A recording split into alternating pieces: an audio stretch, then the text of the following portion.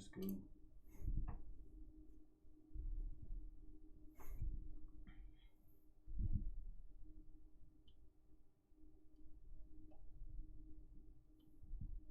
Over the years, we've seen a lot of different interpretations of the Green Goblin and Norman Osborn, some going the route of the Green Goblin formula, making him evil, and when he's not on the stuff, he seems to be a pretty decent and normal dude. Ultimate Spider-Man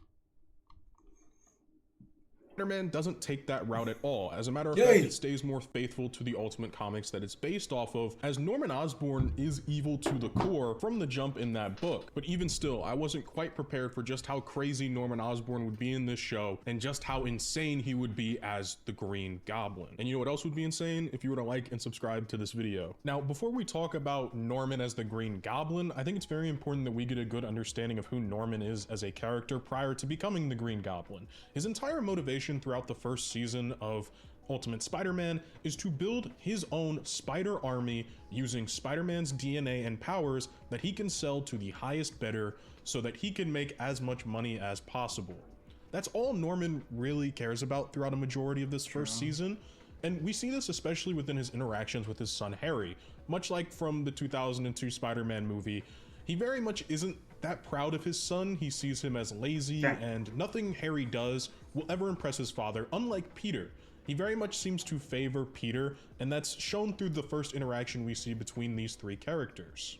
But that doesn't mean he's necessarily heartless about his son. When he finds out that Spider-Man is at the same high school as his son and that Otto sent villains there to collect DNA from Spider-Man, he gets viscerally upset at the idea that Harry could potentially be injured with all of these villains running around the school and attacking. Now, of course, this could partially just be Norman putting on a show so that people think that he cares. For example, he's very over the top and animated when Harry's hurt in front of all of his classmates and at the school, and he very much plays the role of being that good, gentle, caring father that wants to get his son checked on and make sure that he's okay.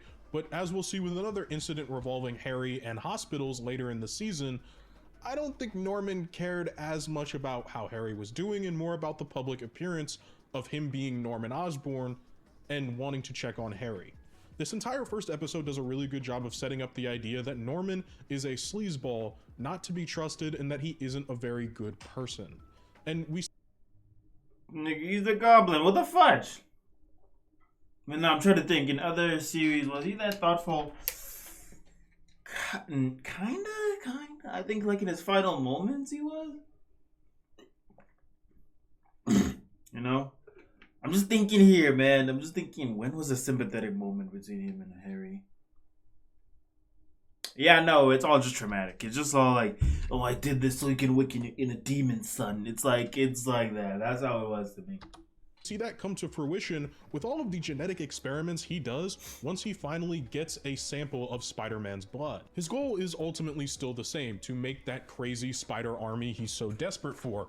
And he gets his old colleague and somebody he considers a quote-unquote friend.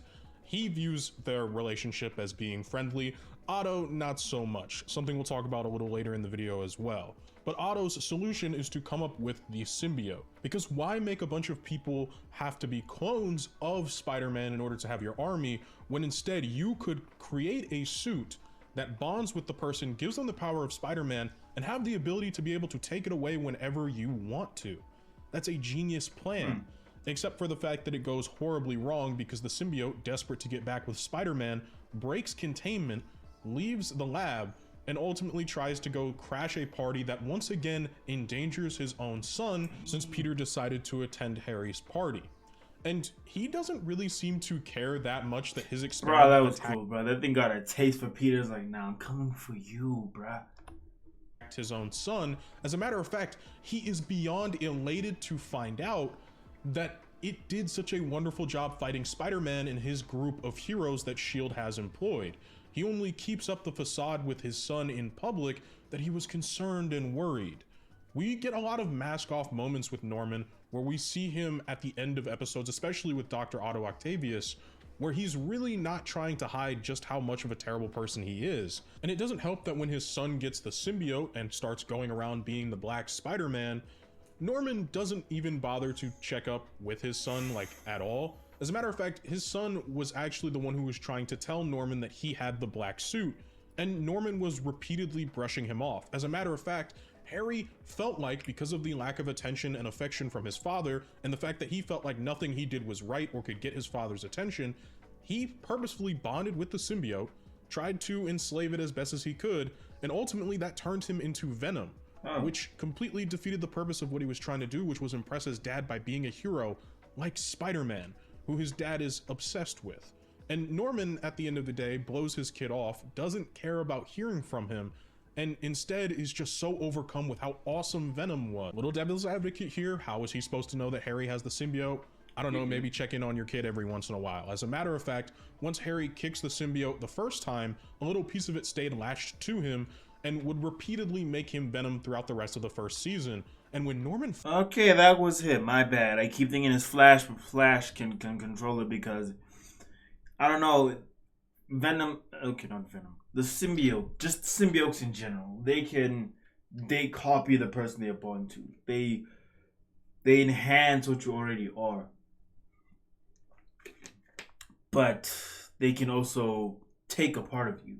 So your personality influences them. So when they leave you, a part of you goes with them. So now when they take over someone else, now part of you is influencing them. It's like a whole chain reaction. So in like, I don't know what comic it is or what dimension it is, but there's a point where Venom matures to a point where he's cosmic or powerful enough to stop him now. No.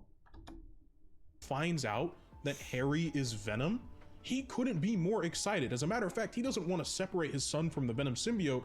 He wants to study him, make him the ultimate weapon against Spider-Man. He was so unbelievably elated to see his son being Venom, he even lets himself get decked because he was so happy. Like, this is the first good thing Harry has ever done for him in his life. Harry, what have you... My boy. I think what kind of... Okay, that's the type of thing I'm talking about. Every freaking time. He always does this, where he just makes him... No. What me the most about this is he doesn't bother to check in with his son. He doesn't give his son the emotional availability that Harry desperately needed so that he wouldn't end up in a situation like becoming Venom. And ultimately, when Harry ends up in the hospital, he couldn't care less about his son. He was more excited to have a vial of his son's blood to give to Otto to hopefully replicate more symbiotes. That's all he cared about, was making this spider army to get money. But hey, I hear you. I know what you're thinking. Oh yeah, Taskmaster. Fuck God, he showed up.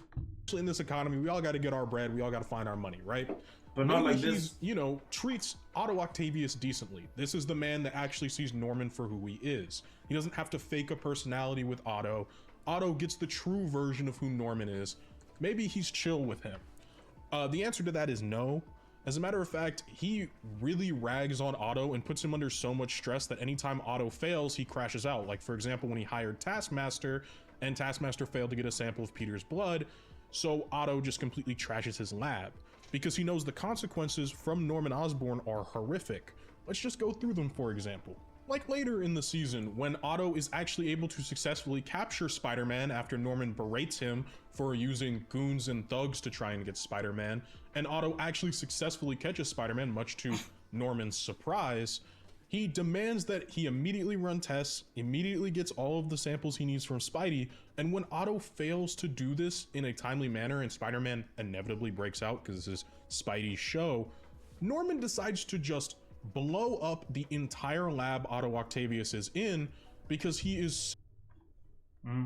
I'll be back when this is over. I don't know. Spoilers. I actually currently watch. What the fuck do you mean you're currently watching this? Bro, this is like season 1. What do you mean? What do you mean? What? Bro, this came out in 2014, bruh. I'm on season 1, episode 3. You should have left. You should have left a while ago, bro. You should have.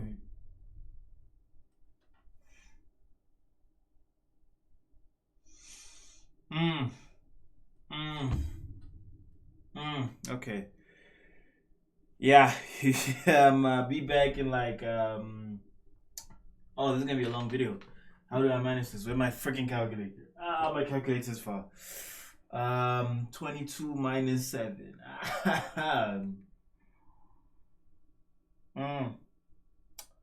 Be back in like 15 minutes, bro. 15 minutes. That's it. Yeah, be back in 15. Yeah, you can leave a video request. It can be the next video after 15 minutes. Because this is gonna be a long video covering everything because this guy was the final villain.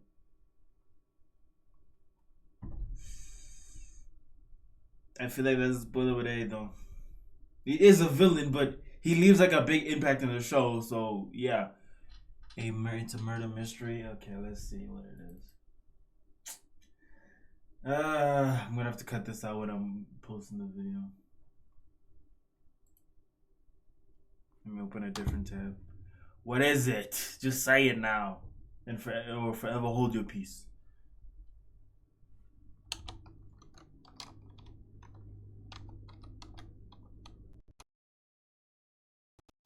Oh, links. Oh my goodness. YouTube links.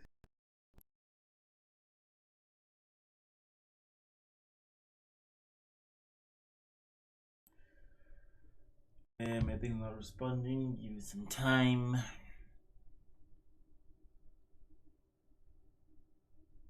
I'm worried if it plays the video immediately. What time is it? Oh, it's still 9. Ah, it's not responding. Then how am I still streaming then?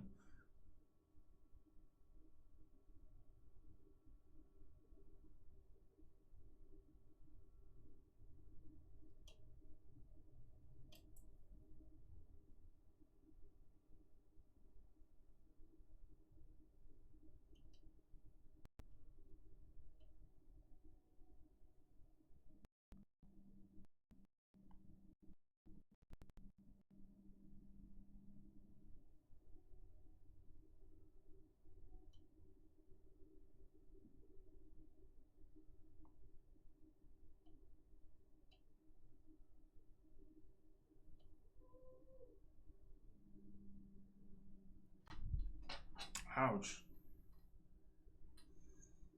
Okay, my internet's slow. I can't grab the link. I might have to do my laptop. My internet is flipping slow. Oh, this is bad. This is bad. My stream is running fine, but now my browser's not working properly now. Something happened. Something happened.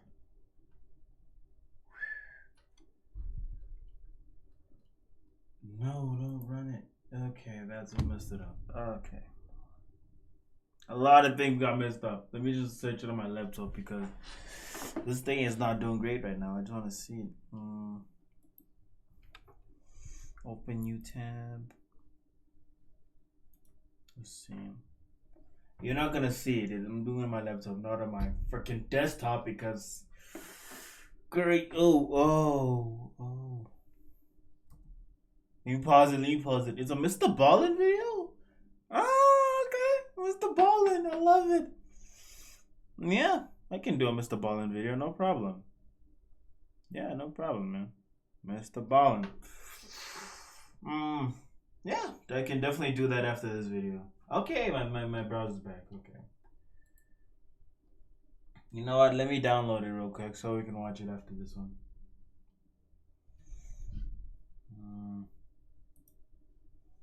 Yeah, one suspect smiled when he heard she was.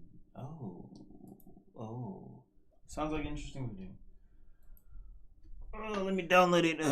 One suspect. Does he suspect? Yeah, suspect. Smiled. Man. Why is everything Spider-Man in my search? I'm watching too much Spider-Man videos. When he heard she was blah blah blah. I can't say dead. You know my Twitch, my stream almost got wiped because I was playing music, so that's my fault there. It was a month ago. Yep, that video. I'll download it. Then when you come back, I'll react to it. You know. I don't know how will I notify you. I don't know how notifying works here. Or should I react to that first, then I'll go back to the Spider-Man one? What do you think, man? What do you think? Because I have no way of notifying you to come back, you know? And he's gone. Great, he's gone. I'll see him when I see him. At least now I have 3 followers, at least. He's a good guy. Anyway.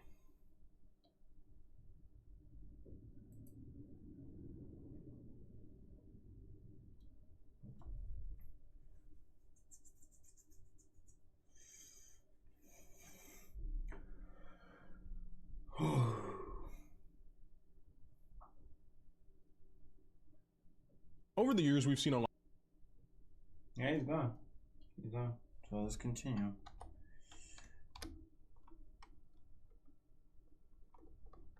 Is sick and tired of Otto's failures, and he doesn't want any of this tracing back to him. So he blows up the entire lab, which houses one of his lifelong friends, quote unquote friends, in Otto Octavius. And so to Who's his lifelong friend? Which one was it?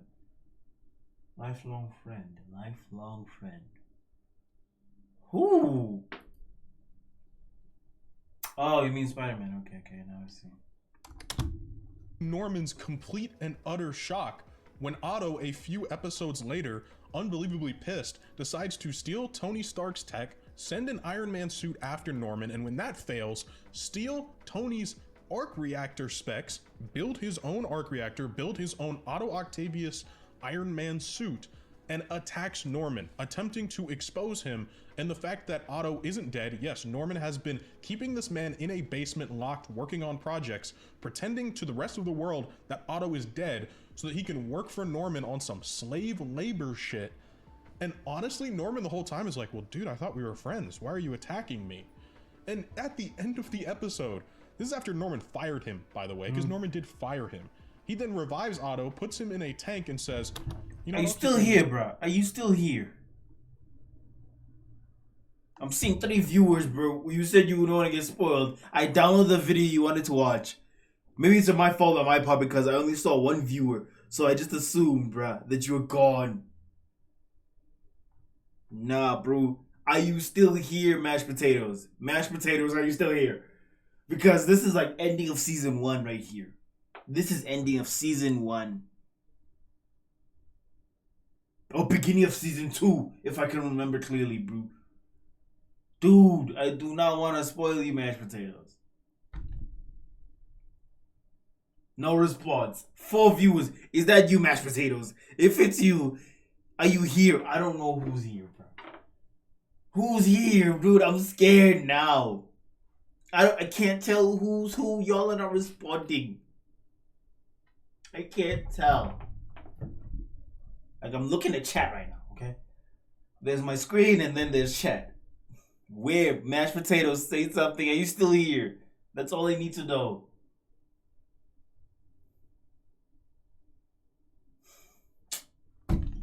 You're concerning me, man. You really are. I'm gonna continue. Hopefully you're not here, man. 15 more minutes. Then you can come back. Tank, and maybe you can be useful again. Look at what you did with the Iron Man suit. He fired the dude at the start of the episodes because he didn't value him. He wasn't being useful enough in capturing Spider-Man. Welcome back to the family, Otto. We have plenty of work ahead of us. And now I've just ranted about how terrible Norman Osborn is for the last 8 minutes. His neglectful fathership, his lack of care for any sort of ethics, his hatred towards even what are supposed to be his own friends. And I did all that to say that I think this characterization of Norman Osborn is fantastic, and I love it. He is a sleazy billionaire who's after making a quick buck, and that's all he cares about. And I absolutely love that for a starting point for Norman Osborn. I have always loved the idea that Norman Osborn's transformation into the Goblin wasn't some sort of thing. The serum didn't make him evil, it just exposed what was always there. Okay, thank you. And hopefully you're gone, bro, because it's about to get some deep spoiler lore, bro. What had already been there, which is Norman is this horrible guy, and he finally gets to act on his horrible wants and needs without reservation because he has the powers to back it up now. He is this twisted inversion of Spider-Man. And that's part of what I loved so much about this version of Norman, is he is unabashedly evil to start the show. And it only gets worse when he kidnaps Spider-Man again, and we see what Otto Octavius looks like now that Norman has hooked him up to a bunch of wires, keeps him in a literal ball of fluid so that Otto can't leave or do anything except work for Norman permanently in a state of what Otto describes as pain. And he did all of this just so that he can once again try and replicate some sort of super soldier formula or venom or whatever it is, so that he can create an army he can sell to the highest bidder to screw over the rest of the world and make a quick buck. Right. Any of this ring a bell at all? Billionaires selling us out for a quick buck? No? Me either. And even with Otto once again capturing Spider-Man and desperately trying to make a brand new formula, something that he could potentially maybe use on his own boss, Otto ultimately fails again. Spidey breaks free and breaks the little tube that Otto was being held in, which leaves the man unable to stand. And that's when we get the big reveal, or Peter gets the big reveal, that Norman's the bad guy. Something that the show had been drip feeding Peter throughout the first season, as Norman did a pretty good job of keeping up appearances throughout, but now he's finally going full mask off, and it's really fantastic. I actually did enjoy this moment from the show a lot, as Peter finally has to reconcile with the fact that his best friend's dad and a man that he looked up to for so long really is as bad as he had thought he had been since Otto Octavius's Iron Octopus episode. And it's during Norman's great and big montage where he's talking about how awesome and cool he is and how great of an army he's gonna build with Spider-Man's DNA and powers. And once he reveals who Spider-Man is, nothing can stop him except for Otto Octavius injecting him with a prototype for a goblin serum based off of Peter's DNA. Oh, Otto. Why? After all I've done for you. Motherfucker, you kept me in a basement. You kept me in a basement, man. What's so funny to me in this moment is like the genuine shock that Otto Octavius would betray him. He's like so unbelievably blindsided by this. And I love satisfying downfalls for villains with crazy egos, like this portion of the episode for Norman, because he spent the whole series thinking he's above Otto because he has money and he's smarter and all of these other things. But he gets taken down by the very person he looked down upon the most. Except it completely backfires, because Norman turns into the Green Goblin, and not like a dude in a mech suit, but rather the ultimate version of Green Goblin, who is essentially Hulk, but with pyrokinesis. I don't believe we'll see his pyrokinesis during this first season of the show, as rather he'll stick to more. Yeah, he did grow wings in later, yeah. Wherever you are, bro, like, don't be mashed potatoes, bro. This is some spoiler stuff. I'm watching stuff now, bro. Spoilers. A gauntlet that electrifies people and things of that nature, but he has super strength.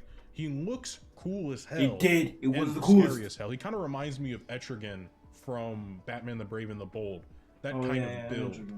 And ultimately, it backfires on Otto pretty bad. He tries to enslave Norman as the Goblin, but fails to account for just how insanely strong Norman is, and just how crazy he is. Norman, during this first episode, doesn't necessarily have full control of his mind. He is a hulking rage monster, a monster that unfortunately the team doesn't really have anything they're equipped with dealing with.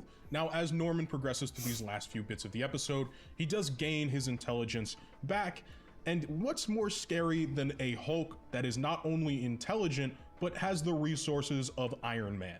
That is terrifying, and his only goal at this point is to destroy the people that he thinks wronged him. And that's not us. That's Otto. That's Doc Ock, bro. Spider-Man, Shield, and Spidey's entire team, who have shown up at this point to try and stop the Goblin. But it's not going to happen at all, because Greenie over here is far too strong for any of them to deal with. So Peter attempts his usual talk no jutsu, and unfortunately that's not going to work on the Goblin, because he is at the end of the day just Norman Osborn. Another one of the things that I love is the serum didn't make him any more crazy, didn't make him any more destructive than he already was. It just amplified what was already inside of him. And so this left Norman with only one more objective, and that was to get his son back. Now, why might he want Harry back, you might ask? Well, He wants Harry because Harry has the symbiote, and he believes with the symbiote, world domination is within his grasp easily if he can get his son back, because his son is Venom. Yeah, that's all he really cares about his son for. He doesn't actually care about getting his son back. Did I mention this guy was bad and he annoyed me in a good way? Okay, that was a lot. Maybe take a small second to digest this a little. Maybe get some water. Oh, that's the lizard. I thought it was the goblin, my bad. If you haven't had any today. Maybe if you're enjoying the video already and want to see more from me, you'll consider channel membership or the Patreon down below. You'll be able to see one exclusive video from me each and every month and a whole list of other benefits that I'll shout out at the end of the video, so stick around to find out. Now with our brief intermission over, it's finally time for me to talk about my favorite gags from this episode. One of them would be Spider-Man finding out him and Venom are related, so he has a dream about them at Aunt May's. And the other one is Peter hanging out at Harry's house and his dad just being the Goblin, but just being his regular old suited up self, lecturing them. It's really funny. I loved these two gags. As for Goblin's next appearance in the last episode of the first season of Ultimate Spider-Man, he pretty much stays exactly the same characterization wise, and he's more or less just looking to get his hands on his son so that he can go throughout enacting his revenge on the world and hopefully getting to take it over, because what supervillain doesn't want those things? And I think this is a good time to take a pause and really talk about the Goblin himself and just how well done I think this show actually did at giving us a version of Ultimate Green Goblin. While I don't think this version of Norman is quite as smart as his comic book counterpart from the Ultimate series, I do think that this version of the character does a great job at embodying the physical and financial disparity he has as a character against Spider-Man. Even with S.H.I.E.L.D. backing Peter, Goblin routinely has tech that outdoes Peter's team. As a matter of fact, he hurt Power Man. Almost nobody throughout the entire first season of this show was able to hurt Luke Cage at all. Goblin was able to do that. One punch. It's there to show his overwhelming force. This idea that he is this larger than life monster.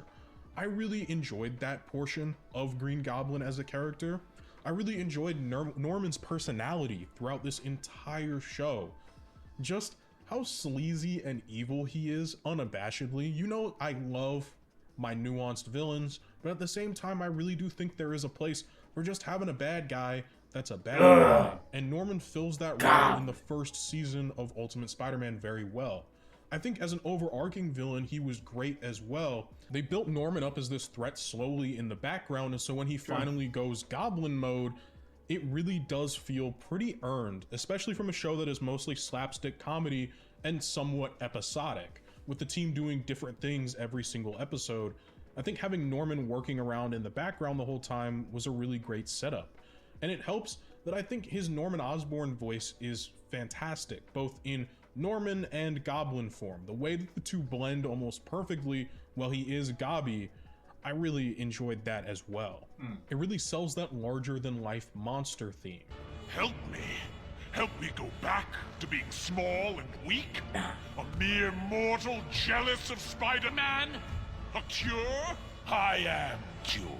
I also love the idea that he's so deluded he believes he is perfect.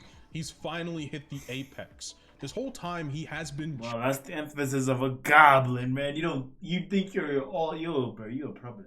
Jealous of— You think you're okay. And now he finally has the powers to do something about it. He has the power to take anything and everything that he wants. I'm gonna be honest with you, Norman Osborn is so rich. Like, what more could you possibly want out of life? I guess really it just comes down to taking control of everything. Power. Because no matter how much Norman has, he was never going to be satisfied. There was always somebody out there with a newer, shinier toy, a newer, shinier power. And honestly, you can kind of relate that to your own life. I know I definitely fall into that trap of, oh, a new shiny thing came out, my friends are getting it, mostly video games. It's like, damn, I gotta get it now. He's never just satisfied with what he already had. Norman already had so much more than everybody else. True. He was still jealous of Spider-Man. There's a lesson in there somewhere, but I don't think this show was ever going to be smart enough to try and articulate it or really care to. They cared more about putting on entertaining fight scenes and having some pretty decent slapstick comedy. And honestly, I can get behind that. Not every show has to be super serious. Norman, in all honesty, in his Goblin form, is honestly pretty funny. Like, he gets all of his tech, especially in this first season, mostly from stealing it from S.H.I.E.L.D. Because as we've seen, Norman, while having money, wealth, and resources, isn't actually very smart. Much to the difference of other versions of Norman Osborn we tend to see, this version really isn't that bright. As a matter of fact, he's kind of an idiot, which leads to the more funny interactions we see where Norman plays the role of rich idiot kind of throughout this show. I feel like that was really exemplified with the fact that he betrayed his only friend and didn't see that friend would eventually stab him in the back for, oh, I don't know, turning him into a slave that can't walk and sits in amniotic fluid. But that's just a theory. But what Norman lacks for in his usual intelligence, he does actually tend to make up for with his ability to manipulate people and to actually put on this really decent facade of being Weak. a normal, loving, likable guy. He actually seemed to be able to slip into that role very well, and he even does that so that he can get his son Harry to help untie him. Also, that Norman can put Harry in a stressful enough situation that he can force the Venom part of Harry to come out again. Because Norman doesn't even care about his kid. He shocks his kid. He could have literally killed his own son just so that he could get Venom back out and so the two of them could team up. Because he doesn't care about anything other than himself. And what I remember, bro. Venom was his goblin. Venom was the thing in the mirror talking to him. Like, get him, get him, get him. You know, that's what Venom would do. He can seek to gain. I love that it's consistent and that it never changes between Norman as himself and Norman as the Goblin. This is just the kind of person that he is. And of course, when the plan doesn't go to fruition at all, because this is Spider-Man's show, so he must defeat both the Goblin and Venom at the exact same time, Norman is very quick to cut his own son off. He doesn't even care that Harry is going to be left on a helicarrier to drown after Spider-Man is successfully able to separate Harry from Venom once again. So that just leaves Harry and the symbiote completely separate entities, meaning Harry is unprotected on this sinking helicarrier, and Norman doesn't care.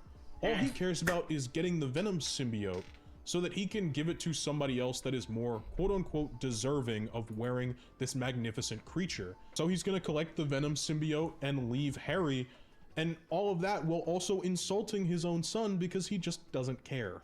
Not fit to wear this magnificent creature on your worthless hide, but I'll find someone who is.